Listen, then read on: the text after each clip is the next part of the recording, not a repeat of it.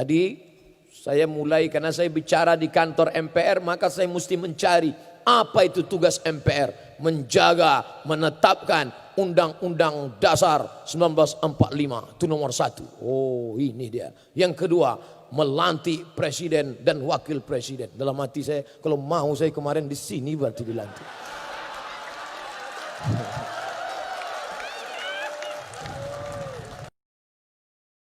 Tidak disetting, tidak dibuat-buat, tidak direncanakan. Setiap datang tuduhan bertubi-tubi, 2 hari setelah itu pasti Allah Ta'ala menggantinya dengan ganti yang luar biasa. Dulu saya dituduh anti NKRI, sehari setelah itu langsung diundang oleh Mabes TNI. Viral. Saya dituduh tidak termasuk dalam 200 ustadz yang direkomendasi. Sehari setelah itu langsung diundang oleh Hakim Agung. Padahal saya tidak pernah minta undang, diam-diam saya SMS WA, tidak ada. Begitu juga dengan ini. Terjadi penolakan tausiah saya di suatu tempat, tidak boleh disebut namanya, menjaga kode etik jurnalistik. Lalu kemudian saya diundang hari ini. Dan saya memang menunggu momen foto-foto dengan pimpinan MPR ini. Cuman saya enggak minta. Saya enggak minta apa foto Pak, enggak. Tentu kita jaga image kan. Makanya begitu tadi mereka mengatakan foto Pak Ustadz, dalam hati saya, inilah yang kita tunggu-tunggu.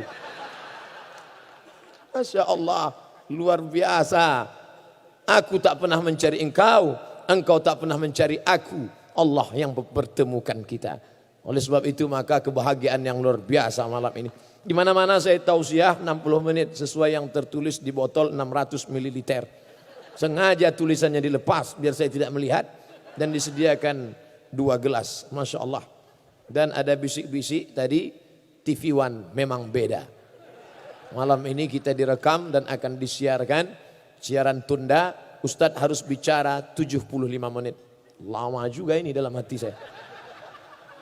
Sengaja saya sampaikan dari awal, supaya nanti kalau Bapak Ibu melihat kenapa Ustadz ini tidak berhenti, maklum karena belum habis 75 menit. Bapak Ibu yang dimuliakan Allah Subhanahu wa Ta'ala. Andai di antara Bapak Ibu ada yang lelah, capek, letih, tidak mendengar ceramah ini, menunduk saja. Itu tanda setuju. Karena dalam hadis dikatakan as-sukutu alamatur ridha. Diam tanda setuju. Jadi kalau diam, nunduk, walaupun nanti terdengar saya ceramah berapi-api, saya tahu Bapak berair-air di sana, tidak apa-apa. Karena kamera tetap hidup menyala. Direkam. Yang pakai HP mereka viralkan. Yang di YouTube nanti mereka akan like and share. Yang TV tentu akan ditonton dalam acara Damai Indonesiaku. Dan saya memang biasa ceramah tidak ada orang. Kemarin acara rekaman untuk Ramadan saya dengan kamera aja berdua. Pasang.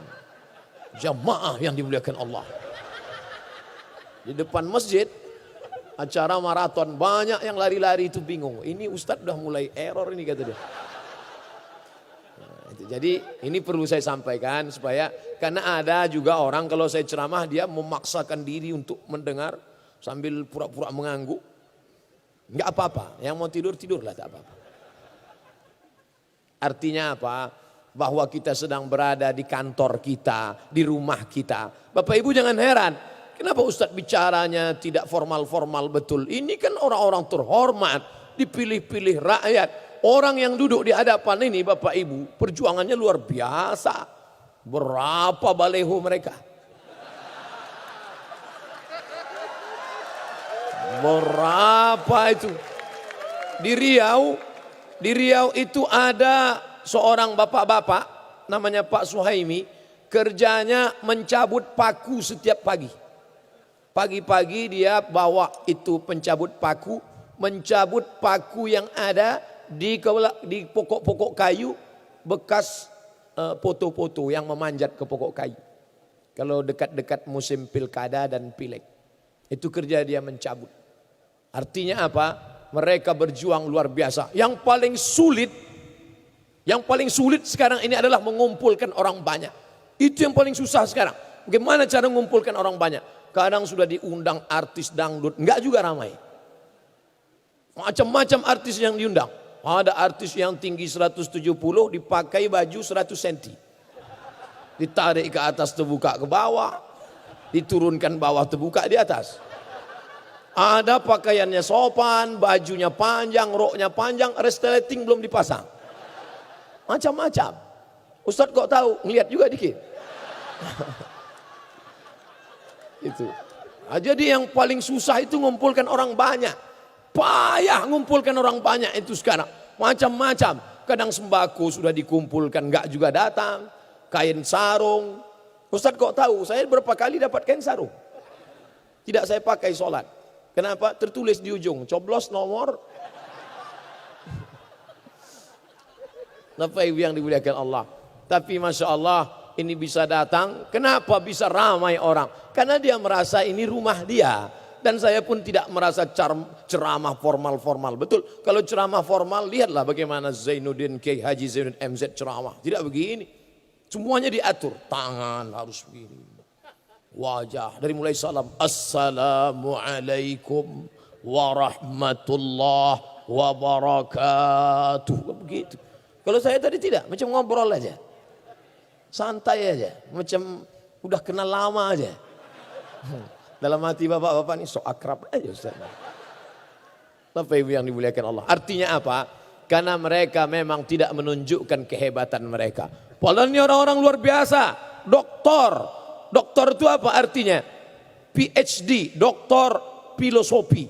S1, S2, S3. Luar biasa. Saya sampai sekarang masih S2. LCMA.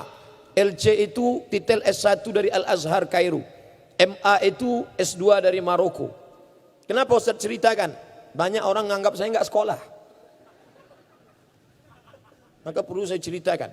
Sombong Ustaz? Enggak, saya tidak sombong. Hanya saja ada orang-orang yang perlu kita ceritakan tentang diri kita.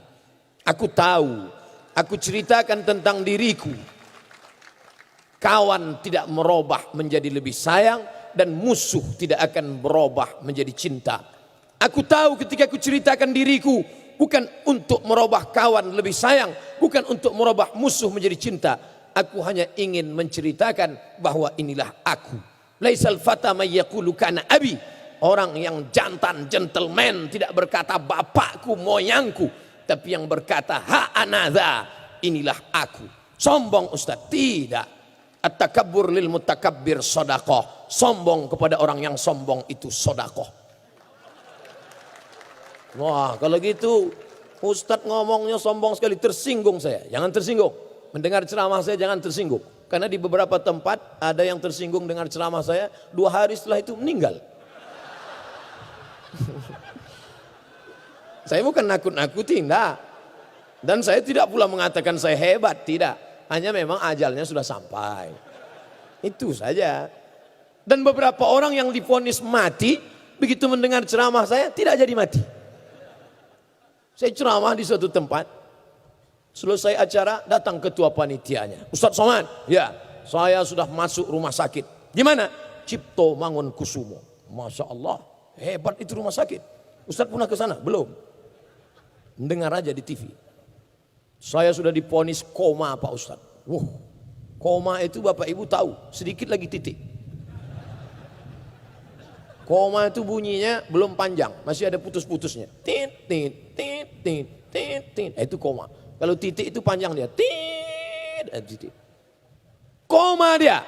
Datang dokter mengatakan, bawa ini pulang ke rumah. Istri menangis. Orang kampung sudah tak ada harapan. Bawa pulang ke rumah. Tiba-tiba sebelum dicopot itu alat-alat di ruang ICU itu, tiba-tiba dia tersadar, terbangun dan terduduk dari kursi itu.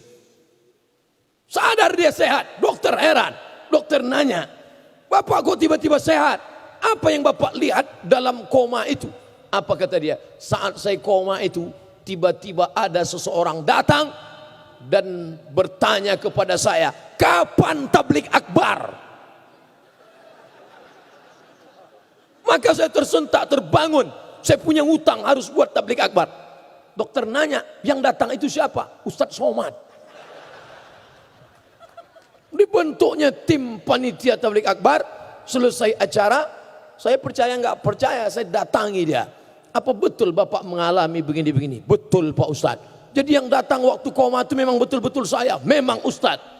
Bukan yang lain, bukan yang lain. Lama saya berpikir, padahal saya nggak ada mendatangi dia. Kenapa saya bisa datang saat dia koma? Lalu saya tanya dia perlahan-lahan. Bapak sebelum tidur dengar ceramah siapa? Ceramah Ustadz. Oh. Pagi kalau mau berangkat tempat kerjaan dengar ceramah saya, ceramah Ustadz. Sampai di tempat kerja kalau ada waktu luang dengar ceramah saya, ceramah Ustadz. Baru saya paham, rupanya saat kita koma mau sakratul maut, apa yang selalu kita dengar, apa yang selalu kita lihat, apa yang selalu kita pikirkan, itulah yang akan datang ketika kita sedang koma. Makanya hati-hati yang selalu nonton sinetron Korea. Kira-kira siapa yang datang waktu koma itu? Hati-hati yang hobi Bollywood. Kalau yang senang artis yang selalu solawat yang cantik itu nggak apa-apa. Karena masih solawat isinya. Kalau ada bapak yang senang itu nanti waktu koma nyanyi dia.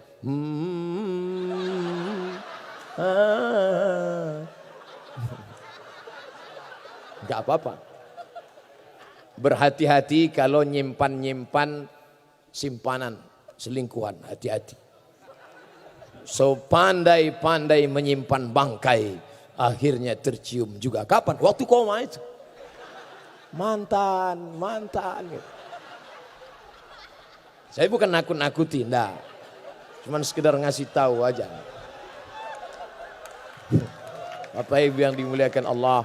Oleh sebab itu, pikirkanlah tentang Allah, pikirkanlah tentang umat, pikirkanlah tentang bangsa. Betapa indahnya saat kita koma, apa yang keluar dari mulut kita? Bangsa Indonesia, bangsa Indonesia. Itu kalau direkam viral itu. Anggota MPR berada di ruang ICU membisikkan bangsaku, bangsaku. Oh, luar biasa itu. Tapi bayangkan kalau ada di antara bapak dan ibu sedang terbujur kaku, yang keluar dari mulutnya apa? Keong racun kucing garong.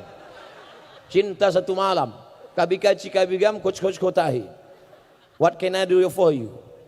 No woman no cry. Yang nyanyi nggak paham, yang dengar nggak paham. Dua-duanya sama-sama ngangguk. Entah apa yang diangguk kan? Artinya apa? Apa yang kita sering pikirkan, apa yang kita sering perjuangkan, itulah yang akan menyertai kita sampai akhir hayat kita. Mudah-mudahan kita selalu memikirkan yang baik-baik saja insya Allah. Tadi saya mulai karena saya bicara di kantor MPR, maka saya mesti mencari apa itu tugas MPR. Menjaga, menetapkan Undang-Undang Dasar 1945 itu nomor 1. Oh ini dia. Yang kedua, melantik presiden dan wakil presiden. Dalam hati saya, kalau mau saya kemarin di sini berarti dilantik.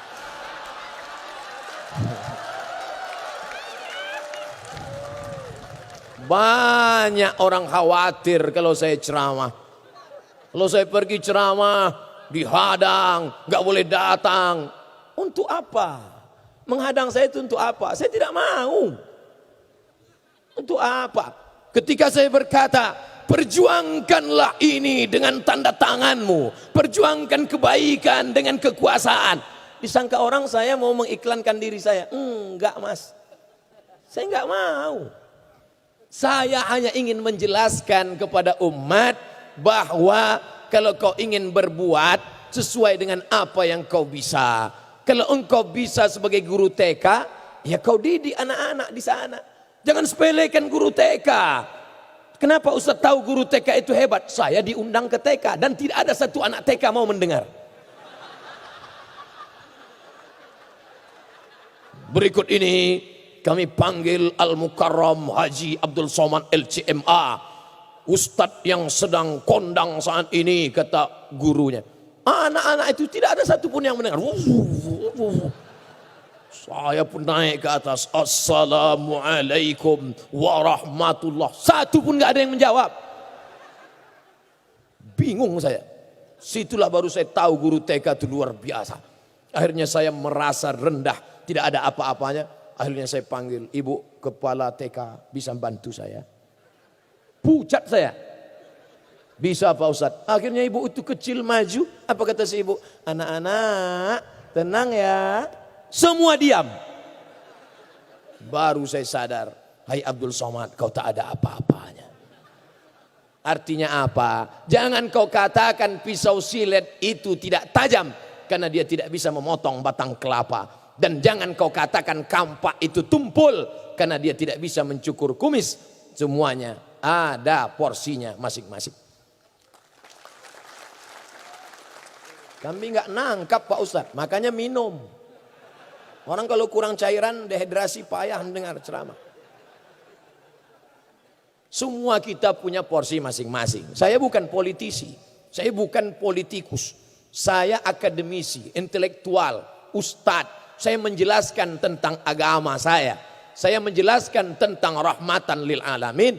Oleh sebab itu maka ketika saya berbicara tentang kekuasaan, tentang Islam, tentang hebatnya politik, maka saya tidak mengiklankan diri saya. Oleh sebab itu jangan khawatir saya akan bangkit. Saya sudah lama tegak berdiri. Tapi saya katakan sampai akhir hayat saya ingin menjadi ustadz. Ini ceramah ini tidak tahan lama. Paling-paling 10 tahun ini menggelegar. Sekarang masih kuat lagi. Allahu Akbar. Masih. Tapi 10 tahun lagi begitu ditarik. Allah Akbar. Kuat. Jadi 10 tahun lagi Ustadz mau ngapa? Saya akan mengajar mengaji di dekat rumah saya. Duduk tenang. Saat itu 20-30 tahun akan datang. Sekarang umur 41. Walaupun banyak yang mengatakan 27. 30 tahun lagi saya tidak lagi bisa tausiah. Saya akan duduk di dekat rumah. Anak-anak keliling akan datang membaca Quran. Ustadz tidak khawatir mereka nanti akan mengejek Ustadz. Saya tidak ragu. Kalau mereka ejek-ejek, Ustadz, saya tidak akan marah. Kenapa? Mata saya sudah rabun. Tidak bisa melihat mereka. Nanti kalau mereka ribut Pak Ustadz, Ustadz ngajar ngaji mereka ribut di sana. Saya tidak akan ambil pusing. Telinga saya sudah tuli. Saya tidak dengar keributan mereka. Tapi saya tidak ingin sunyi di tengah keramaian. Saya ingin menikmati hidup. Saya datang ke rumah salah seorang guru besar di bulan suci Ramadan. Ingin menyenangkan hatinya. Ingin melihat bagaimana dia di bulan suci Ramadan. Meleleh air matanya. Anakku, aku ramai dulu. Tapi sekarang aku sunyi di tengah keramaian. Dulu yang selalu datang sekarang tak lagi datang. Dulu yang mengantarkan aku sekarang sudah pergi menjauh. Anak-anak bapak mana? Sibuk dengan istri dan menantu-menantu. Anakku sayang, tapi menantuku itu yang kurang ajar. Cucu bapak mana? Sibuk dengan gadgetnya. Tak ada mereka menjenguk bapak. Ada, dijenguknya aku akhir pekan. Tapi kami duduk, silent generation. Cucuku sibuk tertawa sendiri. Kiki. Menantuku pula sibuk dengan WA-nya. Anakku pula sibuk dengan selfie-nya. Tinggallah aku menonton berita. Apa yang bapak lihat? TV One memang beda. Untung masih engkau ada di sana nak. Dalam acara Damai Indonesiaku. Masih terhibur aku melihat engkau di sana. Kau adalah salah satu muridku. Padahal saya tak tamat di sekolah itu. Sekarang banyak orang ngaku saya muridnya. Artinya apa? Bahwa ada masanya kita sunyi di tengah keramaian. Lalu lintas hiruk pikuk. Tapi kita sedang sunyi, sepi. Dan kita tak ingin hari-hari itu terjadi pada diri kita. Hari berganti, musim berubah.